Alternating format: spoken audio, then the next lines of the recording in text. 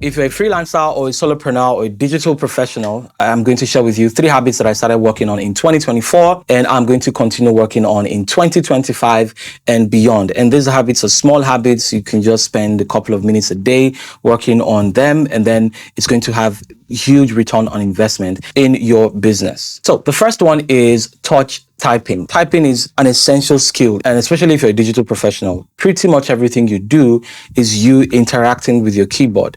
And you will not believe the amount of people who cannot type more than 40 words per minute. The average, I think, is 40 to 45 words per minute, and I'm currently at 45 words per minute. I'm seeing improvement since I've been practicing my touch typing. And the tool that I use is called kiba.com. I'm going to leave the link in the description. I love this website because I love the layout of it. I love that it teaches you the finger placements, and then I like that you don't have to type gibberish. You type actual words, but the words are selected to have a more of a certain letter or letters as you improve. So if, let's say, for instance, it starts to train you to be able to type and find A, B, C, D in the keyboard, it's going to give you words that have more of those letters in it.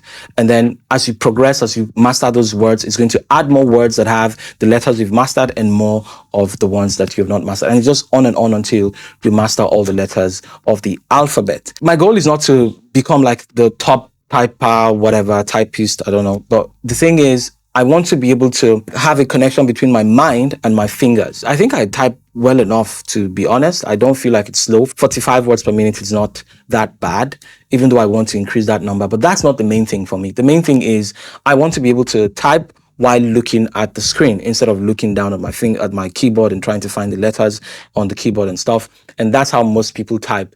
And yeah, that's what you really want to build, typing without looking at your keyboard. So once you're going into practice, pay attention to looking at the screen while typing. The second habit or skill is management. And when I talk about management, I'm talking about time, resource, and people management. And you might think that this is, that's not a skill or a habit. What are you talking about? But trust me, managing your time is a huge deal. And I found this out when I started to take it seriously. And I really started to take it seriously this year. I have been a little organized when it comes to resources and putting together my, arranging my files properly so that I can easily find stuff when I'm looking for them. And when I'm delivering files to my clients, I try to arrange things. I put together my pitches, my samples for my pitches, my resources that I commonly use, my pictures, files, agreements that I sign. I'm even taking that a step further and learning more about naming conventions and file management and things like that. But the biggest one that I started this year was time management. And 2 apps that I started to use is I started to use Structured to kind of plan my days. This nice app that just put your daily plan. It has this nice layout where it's almost like a timeline, so you can drag things around. It's just really nice, and I plan my day and know exactly what I'm going to do in every pocket of time. And trust me, setting beforehand, you're going to do this thing. Like I'm sitting here to film this video, I've already put it on my time to say this at this point in time I'm going to film a video.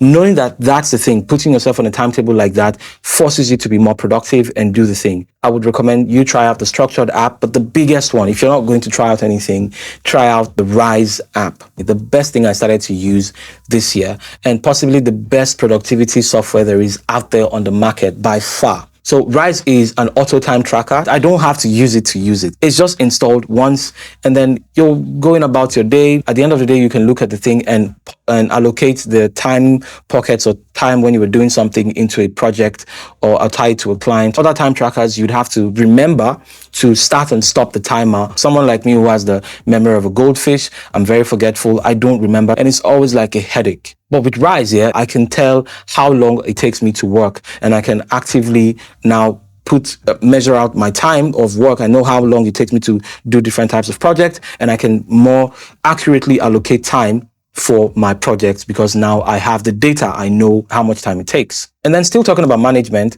people management is something that is also very important. Now I'm trying to build a team. I already have been working with the team for a very long time in my freelance business, and I'm now trying to build a team for my content creation. And managing people is a very huge thing.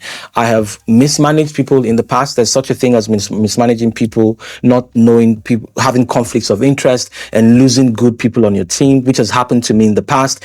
And it hurt my business. And it's happened to me in my freelance business where a team member of mine, there was something I could have handled better if I had the emotional intelligence and I was a better people manager, but I let it spiral into something, and then it hurt my business, if I'm going to be honest. And I've made it a point of duty to read books, to listen to podcasts, to listen to audiobooks and YouTube videos about how to manage people and work with people. So you want to learn how to manage your time, your resources, and people. And the apps that I recommend for time management are Structured and Rise. I will leave the link in the description. And also I've done a video where I do a full-on review of the Rise app, and I'll leave those in the description as well.